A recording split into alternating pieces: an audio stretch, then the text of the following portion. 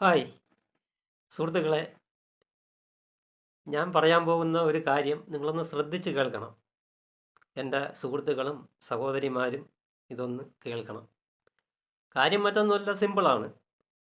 എൻ്റെ കുട്ടിക്കാലത്ത്, അതായത് ഞാൻ 4-ാം ക്ലാസ്സിൽ പഠിക്കുന്ന സമയത്ത് മടവൂർ പഞ്ചായത്തിൽ കാരോടി എന്ന് പറയുന്ന സ്ഥലത്ത് ഒരു കൊടുതി മഹോത്സവത്തിന് ഞാനൊരു കഥാപ്രസംഗം കേൾക്കാനിടയായി.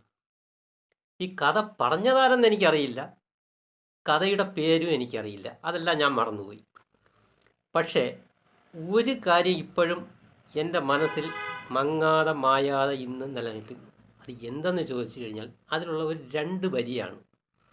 ഈ 2 വരിയിൽ സകലതും അടങ്ങിയിരിക്കുന്നു എന്ന് ഞാൻ മനസ്സിലാക്കുന്നു. ആ 2 വരി ഞാൻ നിങ്ങളോട് പറയാം. ഇത് പറഞ്ഞ ആളിനെ പറ്റി, ഈ 2 വരി കേട്ടതിന് ശേഷം ഇത് പറഞ്ഞ ആളിനെ പറ്റി നിങ്ങൾക്ക് എന്തെങ്കിലും വിവരം ഉണ്ടെങ്കിൽ, ചിലപ്പോൾ നിങ്ങളെ ബന്ധുക്കളൊക്കെ ആയിരിക്കാം, അങ്ങനെ എന്തെങ്കിലും വിവരം ഉണ്ടെങ്കിൽ അത് കമൻ്റായിട്ട് എന്നെ ഒന്ന് അറിയിക്കണം. പിന്നെ ഈ 2 വരിയെ പറ്റിയുള്ള നിങ്ങളുടെ അഭിപ്രായങ്ങളും എന്നെ ഒന്ന് അറിയിക്കണം. മറ്റൊന്നുമല്ല, ഞാൻ പറയാം.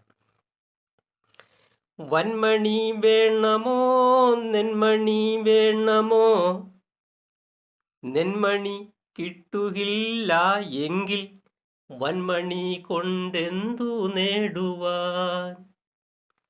ഇത്രയേ ഉള്ളൂ.